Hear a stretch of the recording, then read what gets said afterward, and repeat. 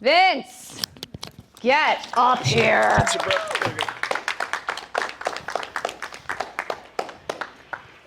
Give this man a mic. Give this man his own mic, his literal mic. Right? What's going on? Hi, Vince. Let me silence my fucking phone before somebody aggravates me. I shut it off. But then can't you just forgive them? No, absolutely not. So Vince, I came to Hubble about a year ago, having no clue who you were, what Hubble was. I'm sitting up living my suburban life, and I'm not coming to downtown LA very often. And I'm like, what is this unbelievable place? And what is this charity? And started to understand the depth of work that you do and who you're surrounded by. And really only recently this year, we've seen a little more of each other, and we got to spend a little more time together, and you've been so gracious to let me come here tonight. So I just want to say thank you, and I think you're amazing. Thank you.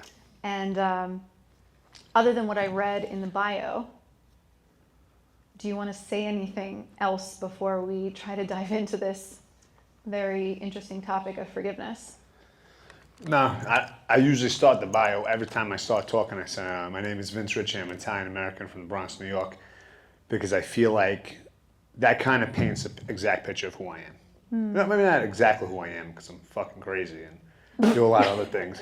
You know what I mean? But that's my culture. That's where I'm from. That's where I was born. That's where I was raised. That's where my heart is. I have a love and hate relationship with New York. I fucking hate it most of the time. Why do you hate it? Because it sucks. But why does it suck? I don't know. It's a long fucking story. But Queens all day. I Yeah. get you. Hey, Brooklyn in the house. Queens is like the forgotten borough. Like, oh, Queens is no, BX is the forgotten. BX sucks. Outside of Queensbridge, nothing good came out of Queens. Jamaica Queens. Yeah. See, don't put a bunch of New Yorkers in the same room. You see what's happening? They're talking over each other. Okay, Yeah. sorry. No, I'm just kidding. I'm kidding. No, but the bio was fucking fantastic. Freddie's the man. Yeah, that bio. I is- fucking love this guy. If anybody knows who Freddie is, right there, raise your fucking Hi, hand. Freddie. Yeah, honestly, this guy first came around. I was like, this guy's a fucking idiot. He doesn't know anything. And he completely proved me wrong. This guy's utilization of AI and everything around him has made him 10 fucking X. Honestly, that is the truth. I very rarely am impressed with somebody, and this guy impresses the shit out of me. Where tonight I'm like, we're gonna do a business. I'm gonna give him we're gonna be partners in it, and that's what we're gonna do. I'm gonna have to steal him away from everybody else he's with, but that won't be too hard. Actually, let's just roll right from that. Why do you typically judge people? Why did you look at Freddie and go, yeah, whatever, he's gonna be the same as everybody else, full of shit? Because I grew up in the street, and when I tell people that, and I don't mean like, oh, like everybody grew up in the street, they did this or that. Like, I grew up heavily involved in what was going on, heavily a piece of what was going on in the fucking drama and the nonsense. It was always centered around me, the stupid fucking things I was doing. So I had to discern from a young age very equally, were you wearing a wire? Were you trying to rob me? Were you gonna set me up? Were you gonna do this? And all the time, every time. And it's funny, I have a friend of mine, this guy Drin I grew up with, he sells insurance to like a high level. He does something, he wears a fucking suit to work in the city. I don't know what he does really, 100%, but he does pretty well, you know what I mean? But whatever the case may be, Drin was a street kid, 100%. Like, if you go to the beach with him, he got stabbed like 9 times, barely survived, and I'm going back and stabbing the shit out of the other kid. Turned into a fucking war for years with these other Albanian kids from Arthur Avenue, and like, Drin was my man. Ended up going to college, having a really good life because he escaped the situation in the diner where he was the only one to get away, but everybody else ended up going to jail on a youth offender charge where they all got 4 flat. So instead of Drin going to prison, he went to college. And we talk about it because Drin's like, yo, I take meetings with these people all the time, and I look at them, and I know they're bullshit from the minute they walk in. And they have no idea what I've been through. They have no idea. And I could just tell how they walked, how they talked, their stupid fucking presentation. It's all facetious. It's not authentic. And he said, I just laugh. And then I also know when I'm getting baited to be in a conversation that I don't want to be in, where I know this is going to turn into a lawsuit. So I just don't say anything. And he has that same discernment because he grew up a certain way. And he grew up where, not saying it was life or death all the time, but it was, you know, you could either go to jail, you can get hurt, you can get jumped, you can get you get your head cracked open. It was always fucking serious, and it was always tense. So you had to be very particular on the people that you kept close to you and what you said and who you talked to. And amongst Italians and those type of people, it's so political, it's so annoying. It's so like, who you said this to this guy and this happened, now you gotta go talk to some fucking other maniac that did 40 years in jail, and like all these stupid things that you don't want to do to avoid just because you could have said one thing differently or not done this, and now someone wore a wire, they listened to you, you weren't even a part of what was going on, and now you're going to jail. And because to avoid all that, you had to be very particular on who was around you and what you say and what you do. And so, not saying that I judged Freddie at all, but I didn't 100% believe what he was selling, if that makes sense. It does. So I'm like, this guy's bullshit. But he proved me wrong. He got a haircut. He started working out. He did a lot of things. He's a fucking good dude. You know what I mean? Don't disappoint me, Freddie. I'll really fucking get pissed off. No pressure. Straight up. I'll be mad if you embarrass me. But you really had to be. And that sounded like, oh, Bronx guy, I put on this thing. Like, that is the truth. Like, if anybody's ever seen Bronx Tale, that movie is real. That shit goes on. That's, like, it's just how you grow up. And it's always serious. And we tell stories sometimes. We were with somebody else that, like, you know the guy. I'm not going to say who the guy is. I'm not going to embarrass him. But he talks about, like, his street pass and blah, blah, blah. And one night, some of my friends from New York were here, and we went to catch steak, and we were just telling funny stories about the past. And he was like, yo, you guys are fucking nuts. Like, he's like, I grew up rough, but not like that. And I'm like, that was just, like, regular stuff. Like, it just happened. You know what I mean? Like, I don't know. It was always excitement. It was always tense. It was kind of a good time. Because that's all I knew. That's all I knew. It was never living normal. It was just always chaos and drama and Puerto Rican girls and fucking stabbing her ex-boyfriend and fucking this doing it. It's just always chaos. You know what I mean? Like, a girl walks in the room, she's covered in tattoos. She looks like she got drama. I'm like, right up my fucking alley. You know what I mean? Like, this girl right here. No, I'm breaking your balls. But that's how it was all the time. Strip club bartenders, perfect girlfriend to date. Perfect girlfriend. They come with all the trouble, and they're not as bad as a stripper. You know what I mean? It's like right there, but like you're still normal. You know what I mean? Yeah, they're the best. Oh my God. They are the best. Okay, this is so good. Like this, when Vince was like, yeah, you want to host your thing at, my space, and I get to know him, and I'm like, what are the chances that the topic is forgiveness? And I'm talking to this guy right now, who's lived through things that force you into a state of such hypervigilance that the way to survive, forget about forgiving, is to be on high alert. You might fucking kill me, so I'm ready to kill you. I mean, we're far from forgiveness, and yet you have a wife, you have 2 kids. This is, when we talk about parts, right? I'm talking about parts of who I am and the parts of my life that were running me into the ground, and discovering that there is a softer part of me that is a truer part of me before the world had its way with me, right? Even harder if you grew up and you had to develop at such a young age such a strong defense mechanism to survive, to stay alive.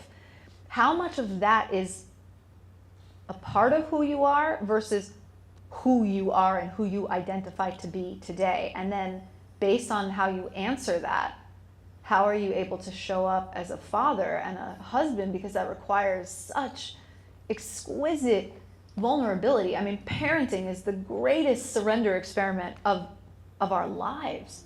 We send our kids out into the world. We have no idea what's going to happen to them. You think you can control the dudes from your daughter and you probably have all kinds of ideas about what you're going to do to protect them. But really, good luck when they go out that door. So who's showing up inside of the walls of your house? And is it this Vince that grew up on the streets that was really fucking tough? Which part of you? I mean, it's kind of an easy answer, I guess, because the guys that I really looked up to growing up, Tina probably remembers this when we did that first girl event when we spoke to those underprivileged girls, and Sierra spoke at it. Yeah, there was a woman who spoke before me at this. She was like a host from E!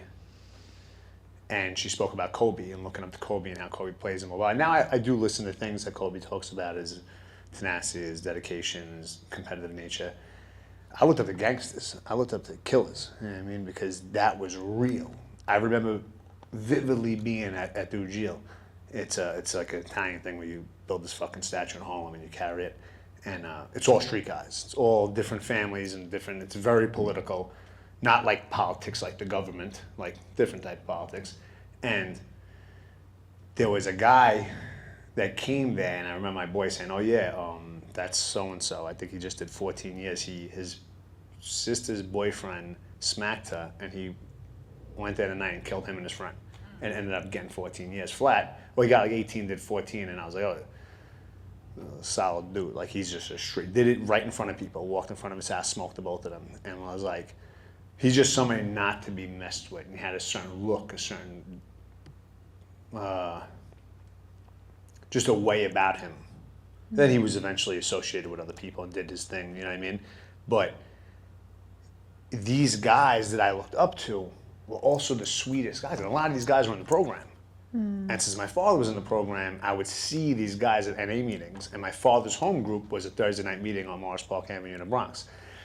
And they were called the gangster meeting because there was a lot of wise guys that went there. And they were all in recovery. So you would go there, and these were guys that were in books. You know what I mean? If anyone ever seen American Gangster, his connect was somebody who was associated with a group of people. 3 of the guys from that group would be in that meeting, and they were older men.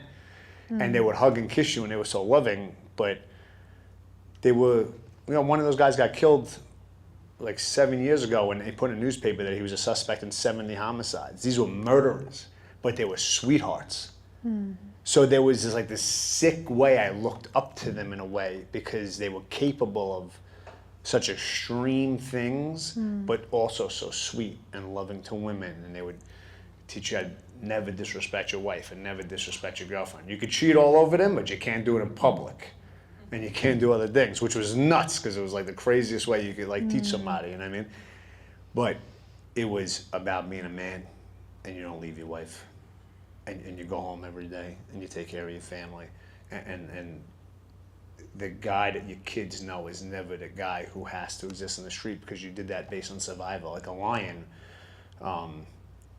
there's the movie with Christopher Walken when he has a conversation about a lion, and he says the lion, the cubs go and fuck with the lion, and they pull on him and they bite on him.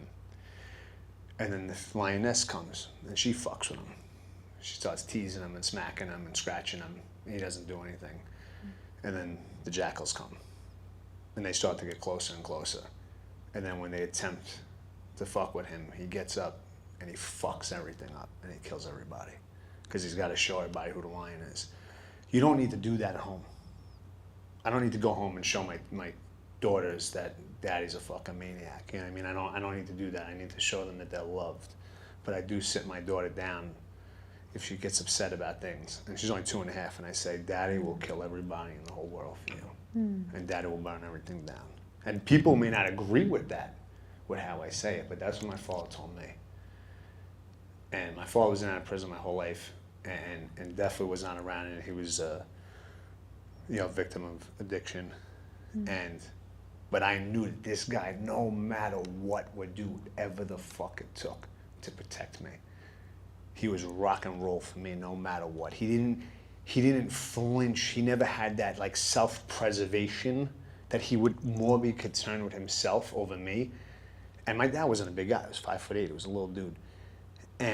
But he was a fucking tough motherfucker, and people feared him. And I knew that if it came to me, it was never a question of him tearing up whatever it took. But he loved me. He kicked my fucking ass if I did something wrong, but that was just normal. He never took things out on me, or he wouldn't be like that. He was just a nice dude. I used to hear him speak at big events about addiction. He was so vulnerable and he was able to be so real, but he was also willing to do whatever the fuck it took. We went to go buy a husky.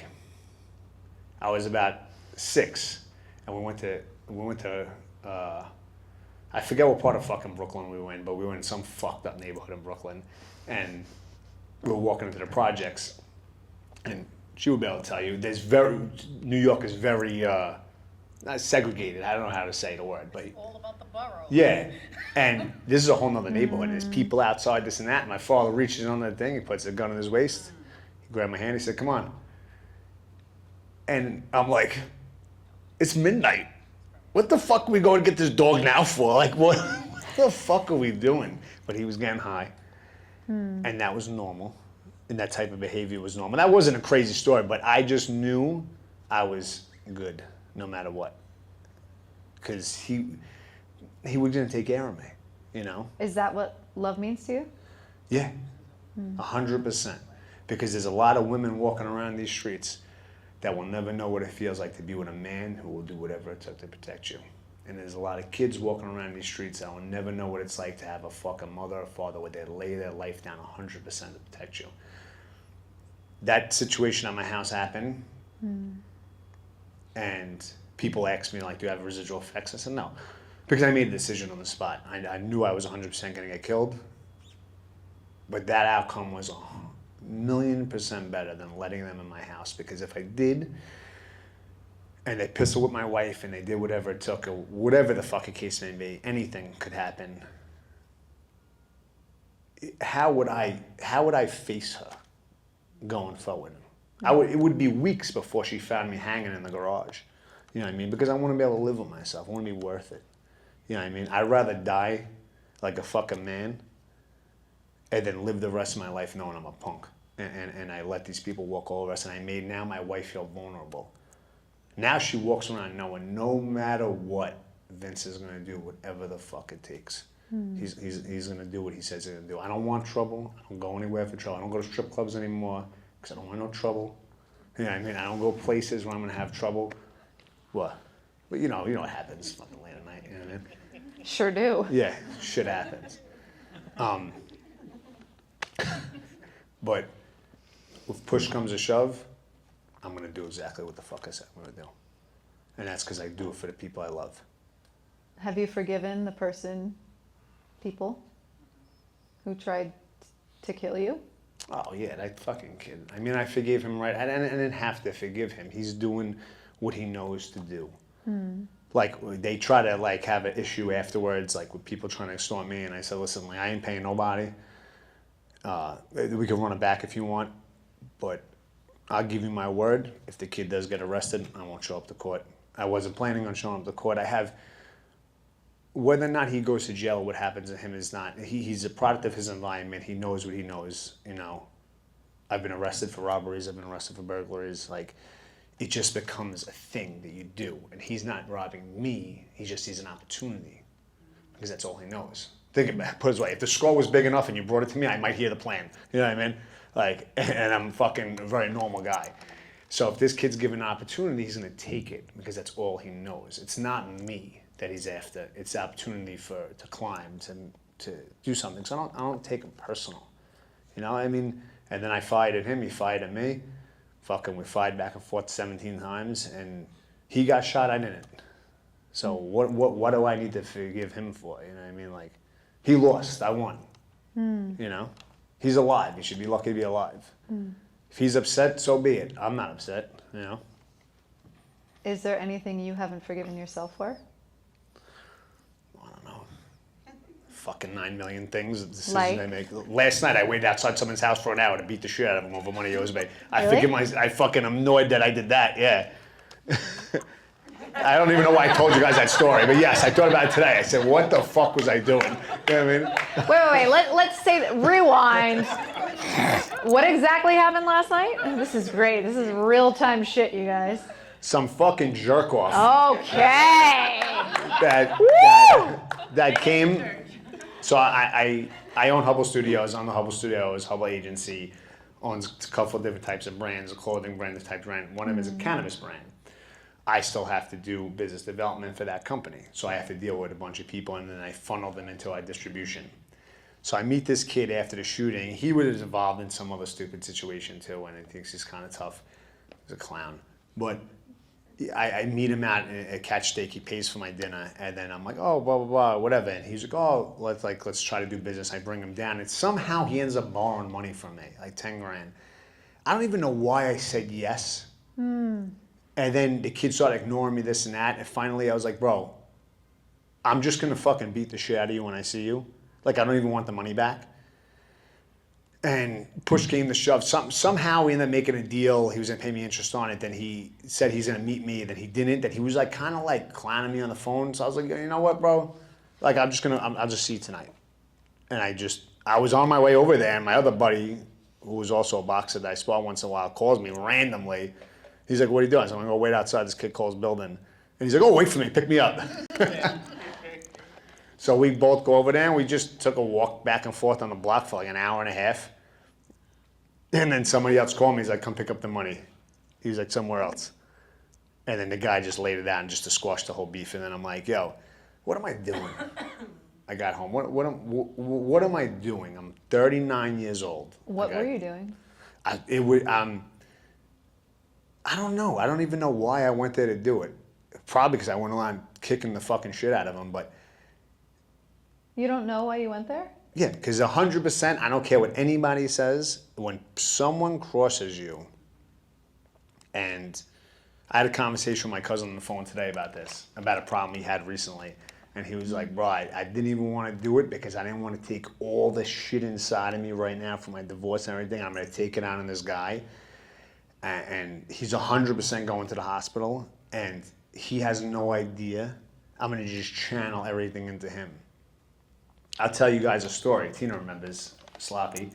It's a kid who used to work here. And he was this Puerto Rican kid from New York that came out here. He had issues in New York, and he ended up coming out here to work for a buddy of mine. He got like kind of abandoned, so he worked for me full time. And something ended up happening, and he had a problem with somebody with money. Chris Neary, remember that whole fucking situation? And we went over there, and it ended up getting to a physical altercation, but Sloppy didn't really step up. So we were driving in the car next day, and this kid's dad had died young, and I got him really young. I got him at like 21. And I was trying to raise him into what I thought he was supposed to be. Was a stand-up dude, a guy could defend himself, this and that. And we were driving in the front seat. He was driving, and I was sitting in the front seat, and I was just, I guess, trying to teach him the way I was taught, but I was taught at like 13 by the guys that I was around. And, you know, I think he was a little too old for this to like make sense. And I vividly remember being like, yo, Joe, like, I'm not mad that you didn't do anything, and I'm not disappointed because I didn't need you anyway. But if you want people to respect you, like, you gotta step the fuck up. And I was like, and you gotta look at him like he's not a person, like he's just an object for you to take all the shit inside of you, all the hurt you got inside of you, and take it out on him. I was like, and then you do it in front of everybody, and people, you know, nobody's gonna fuck with you. And as I'm saying this, I'm explaining this to him, I could see it in his face that he is so, like, what the fuck? Like, I knew that he wasn't capable of doing that. And I looked over at him, and I seen that he was, like, stressed. And I'm like, yeah, but you don't also gotta be like that. You could just be a nice guy. Like, you don't, you have me in your life, and I'll handle the other stuff. Like, nobody will bother you. And I felt like I gave him a breath of fresh air, like I gave him a relief, you know? And I guess because that's all I ever knew was to be fucking nuts, to be able to flip the switch in a second and fucking hit somebody with a pool stick or do something fucking crazy where people are like, oh my God, don't mess with them because it's just gonna be crazy. It's gonna escalate from 0 to 100 immediately, and because I was willing to be like that, everything was gonna be okay. I remember I was 19, I got bailed out of jail, and the first thing my father said, he was like, well, you fucking did it this time. You are definitely going to prison. He was like, you're definitely going to jail for an extended period of time. And he was like, if you take, I remember one of the offers were like 7 years flat or something, and he was like, look at it like a life sentence. Because you're gonna have to do whatever you gotta do every day, and you may stay here for the rest of your life. And that's just what it is. And if you don't do that, you're gonna have a miserable fucking time. And you're gonna let people walk on you. And I approached that into life every day, everywhere I went. I walked in the street, wherever I was in a fucking candy store, I was somewhere dealing with clients here that didn't pay us, that I fucking wanted to go to their house and fucking burn it down. Like, what the fuck am I even thinking about? You didn't pay us $9,000 for an event. I'm thinking all these crazy thoughts, and I'm like, that's not normal. That's not normal to be like that. But when you take kids and you put them in chaos and you put them in this thing, you either get someone broken who is gonna pity themselves and victimize themselves, or you're gonna get the total opposite, which is a fucking ravaged beast. Isn't there something in between?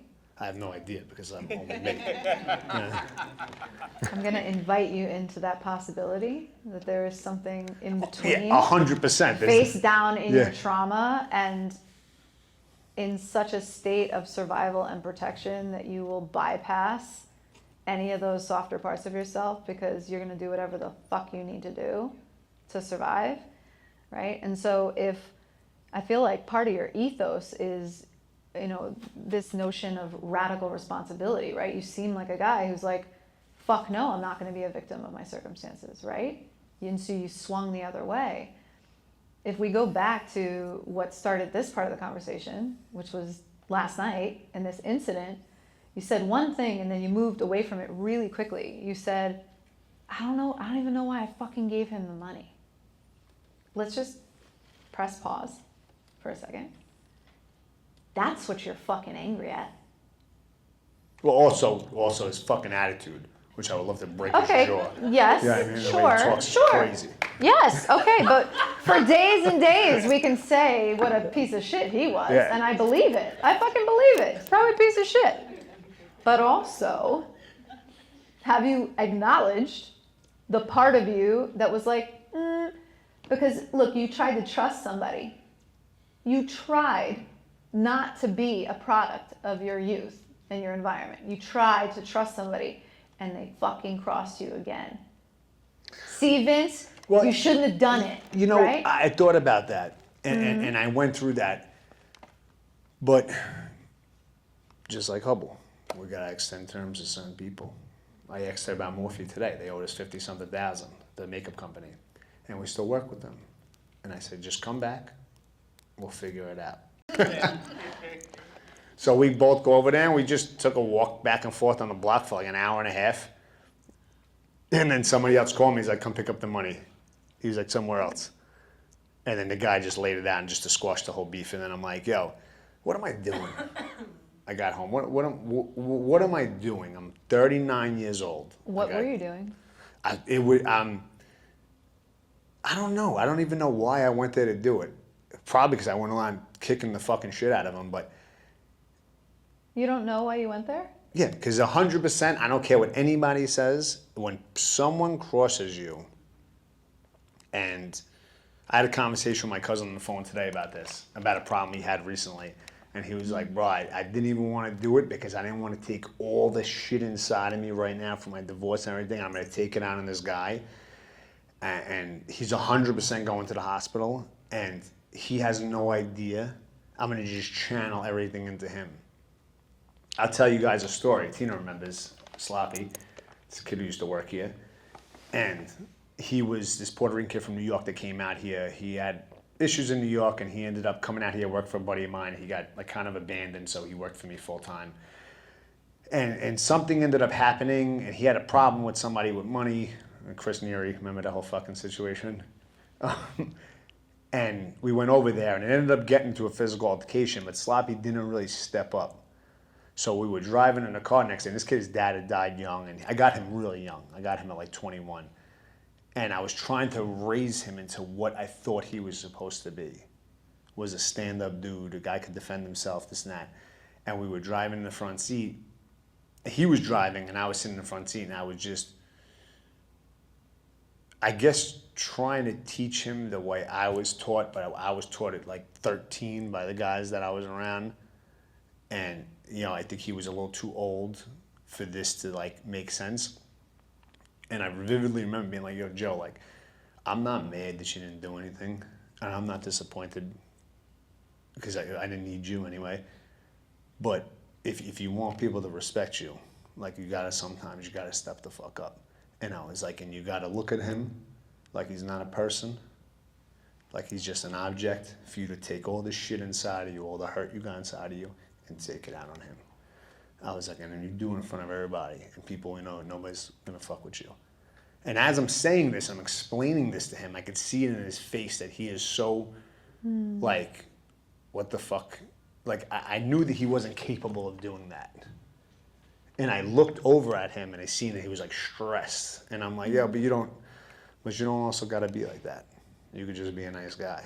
Like, you don't, you have me in your life, and I'll handle the other stuff. Like, nobody will bother you. And I felt like I gave him a breath of fresh air, like I gave him a relief, you know? And I guess because that's all I ever knew was to be fucking nuts, to be able to flip the switch in a second and fucking hit somebody with a pool stick or do something fucking crazy where people are like, oh my God, don't mess with them because it's just gonna be crazy. It's gonna escalate from 0 to 100 immediately, and because I was willing to be like that, everything was gonna be okay. I remember I was 19, I got bailed out of jail, and the first thing my father said, he was like, well, you fucking did it this time. You are definitely going to prison. He was like, you're definitely going to jail for an extended period of time. And he was like, if you take, I remember one of the offers were like 7 years flat or something. And he was like, look at it like a life sentence. Because you're going to have to do whatever you got to do every day. And you may stay here for the rest of your life. And that's just what it is. And if you don't do that, you're going to have a miserable fucking time. And you're going to let people walk on you.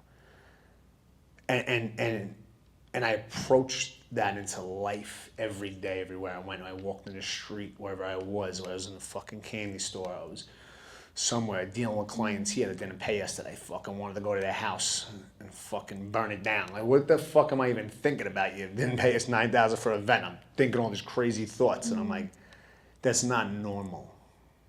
That's not normal to be like that. But when you take kids and you put them in chaos and you put them in this thing, you either get someone broken who is gonna pity themselves and victimize themselves, or you're gonna get the total opposite, which is a fucking ravaged beast.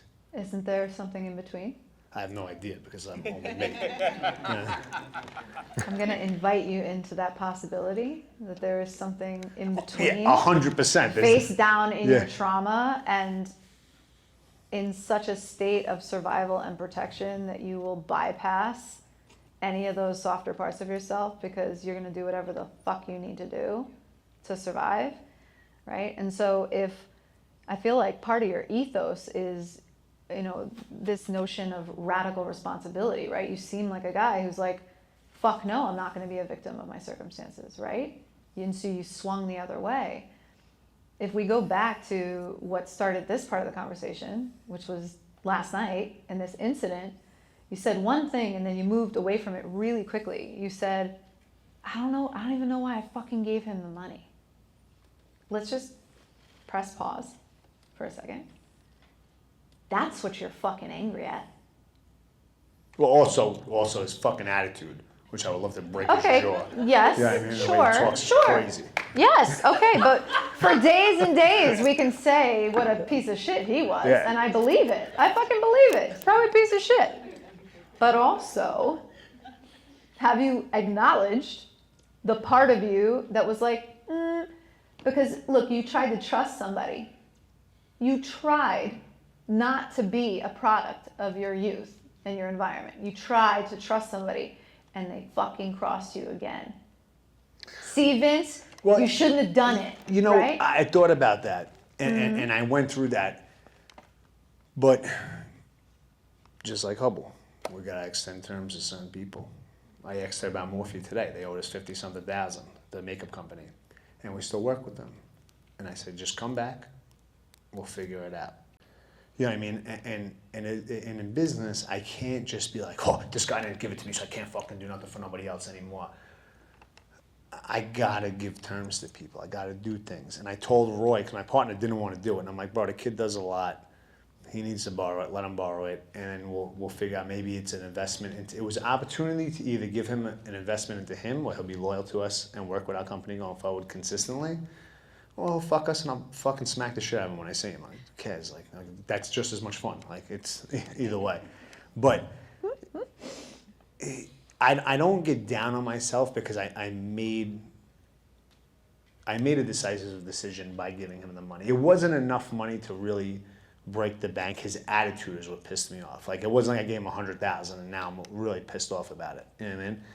It was like, honestly, if the kid would have just strung me along, he probably could have strung me along forever. And if he was just nice about it, like, oh man, you know, I'm really fucked up. I'm like, I don't even worry about it. Just wash my car. Like, I don't know. Like I would have probably let it go. So I know what you mean. Where it's like, am I mad at myself? No, because I'll do it again next week. I'll let someone borrow it. Like these. In life, you're going to have people who disappoint you. Are you always going to beat them up? No. Good. If you fucking give me a fucking attitude, I will. But you know, but you're going to have people that disappoint you.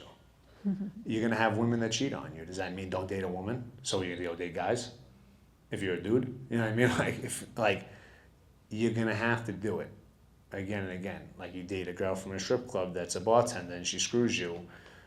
Most people would say, don't go to the next strip club and do it again. Me, I'd do it all over again because they're not the same person. You know what I mean? She's not going to fuck you also, and she probably will, but, you know, it's going to be a great time.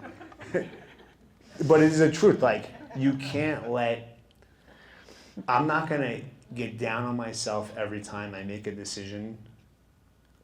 I will make a decision, just like I tell people, I'm willing to break certain violations and do certain things, but nothing that's that detrimental to my life. Nothing that's going to take me away from my family for a substantial amount of time. Like, I'm definitely not a compliant guy, if you could tell. You know what I mean? Like, the law is very skewed in my eyes. I park wherever I want. I never pay the meter. I park in the red. Like, yeah. Yeah. I do whatever I want, but not to a point that A, I offend or hurt innocent people. I will not take advantage of nobody. And B, I will not do anything going forward that will take me away from my kids. You know, this is California. You could shoot at somebody and get away with it. I highly doubt I was going to prison for beating the shit out of this kid in front of his building. Like, most likely not. So I think I would be pretty safe. But, you know what I mean? This like, is epic. Yeah. It's funny because we were in the car with my buddy, and he's like, we're going to tell him to give us his watch. But if he doesn't give us the watch and we fucking hospitalize him, don't take the watch after, because it's a whole different charge. I said, of course, Drew. Not a fucking dummy. But, and it's crazy because what I'm saying sounds like a fucking, like, comedy. That was yesterday. I'm a successful guy that's 39 years old. I have multiple companies. We have a huge revenue stream. There's like 150 people that work here. And I still make stupid decisions. But I avoid those problems. And I try to avoid them as much as I can. And I know every single day is a gift. And every day that I'm free and I'm not in jail is a gift. And every day that I live moving forward, those kids didn't shoot me. They shot all around me. They didn't get me. That's not the first time that somebody tried to kill me. I'm fucking thrilled every day I wake up. Every day I wake up is an opportunity to honor my parents, that they're no longer with me, and to honor my name, to build Hubble into this fucking creative fucking gem. We've shot 100 covers for Vogue. We've shot some of the most, like, we shot, what was her broad's name that we shot in the fucking lingerie? Billie Eilish. Really? Like, everything.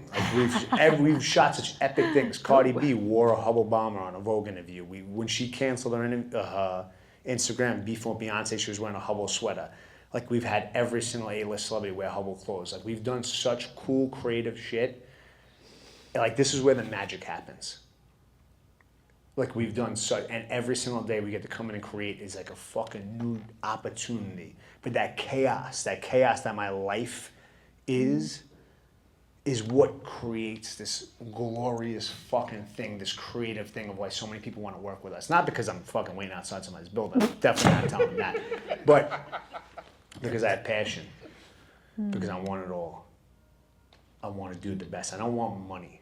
I definitely want money. But you know what I mean? I don't want, the reward is not money. It's what we're creating and what we're doing. And I give 100%. You know, I'm 39 years old. I train 7 days a week, like you commented on my Instagram. I have not broken. I'm not hurt. I push my limits, and if one day that ends my life, you know, my daughters will be able to look back and say, there was never gonna be another man like my father. He is 5'9" and 170 pounds, and people will revere him like he's 7 feet tall. I don't fear nobody. I live my life every day as an opportunity to do great and give back and impact people in a positive way. I know we talked about the charity. Charity's named Trina's Kids Foundation after my mother. And every single day that somebody says her name, she's alive. And every single time someone says Trina's Kids and Trina and Trina and Trina, it's like she's still here. And then I look at my daughter, she looks just like her, and I'm like, oh my God, like, with all these great things going on, with all this fucking magic that's happening here. And Tina's been with me through the whole thing. She left on her own for a little while, and then I dragged her back, you know? And like, with all these great things that are happening, I do not have time to look back and wonder what if, or if my father wasn't shooting dope and these things. I just don't think about it like that. I'm happy, you know? Sometimes I want to blow my fucking brains out because I'm fucking stressed out, but you know what I mean? Like, that's everybody. You know, if you haven't pushed it to the limit, to the point where you're upset or you're stressed out and you find your way out of it, you're not pushing it. And this life, you got one life. You got one opportunity to be the best person you could fucking be. Like you commented on my thing, I push myself every single day I train. I push myself every single day. I go home to my daughters and I think, how could I be the best dad? How could I sit Sophia down and tell her, like, Daddy is a fucking lion and you got nothing to fear. You jump off the pool deck because I tell you it's okay because I'm in here waiting for you. We were at a pool in Anaheim, and there was a pool deck like 3.5 feet above the regular pool, and I was walking her around, and the guy that owned the house, it was a big-ass house, it was a $20 million house in the hills and wherever that was. I guess it's like the biggest house there. He said, she's not going to do it, because Sophia wasn't even 2 yet. And I said, all right. I jumped in the water. I said, go to the edge. And I said, 3, 2, 1, and she just jumps right in. And he goes, your fucking daughter is brave. And I said, because she got a gangster with her. Because I tell her, this is okay. Daddy, if Daddy says it's okay, it's okay. You know what I mean? And that's the way we're gonna be raised. And that's why my father raised me. If I bring you, it's okay. I remember my father brought me when I was 8 years old to fight 3 guys that would call in my house, pranking my sister. And I remember he said, call your buddy across the street to come. And 𝐬𝐿𝐫𝐿𝐫𝐿 came with a baseball bat. We were 8, you know what I mean? And my father said, go ring the bell. I live on the first floor, tell him to come outside. He said, you're gonna fight all 3 of them one-on-one. Because I also knew that my father was there. Like, what is really gonna happen? Yeah, I mean, I vividly remember him come back in and said, put a tighter sweater on. And he walked out, and I'm like, this guy's fucking nuts. But because I swallowed my fear, and I went and did it, they backed down. And and I knew that he was with me. You know what I mean? I knew that he would do what he said he's gonna do. He's never gonna let me get my ass kicked that bad, you know what I mean? He's gonna, you know, whatever.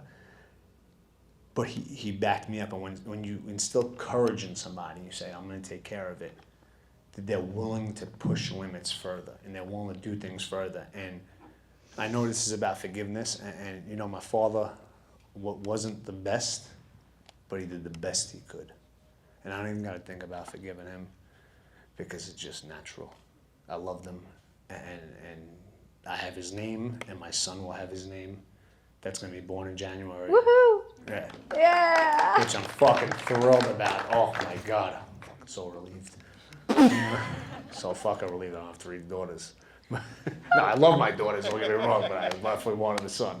Yeah. But if you live with that, where you have to wonder whether or not forgiveness is an option, it's not an option, it's an obligation. We live our lives where you forgive and you make mistakes and you want to be forgiven and you just got to forgive. Like this kid, I don't give a shit about him. Last night I was upset. 6 months from now, I'll probably lend the money again. Yeah. I hope not. But until somebody else triggers me and it blocks him out, then all of a sudden I like the guy again. You know what I mean? Like, but that's what life's about. Like, you know, just like how I spoke about Freddie and how I changed my mind about him. You know, I forgive you for disappointing me in the beginning, Freddie. Thank you. You're forgiven. Thank you. But that's what it's about. If you dwell on shit, you're going to live in that shit. If you really think about it, you're going to stay there. I could think back of the shit my father dragged me through, running from the police with me, all this other stuff, telling me when I was 8 years old that nobody cares about me and you got to take care of yourself. I vividly remember that conversation, and I don't blame him because he did the best he could. He was telling me what he thought I needed to hear to protect myself. He did the best he could. And I don't know how, if I was in his situation, that I wouldn't say the same thing, because he was right. Well, that was something. Give it up for Vince. Thank You're you. amazing.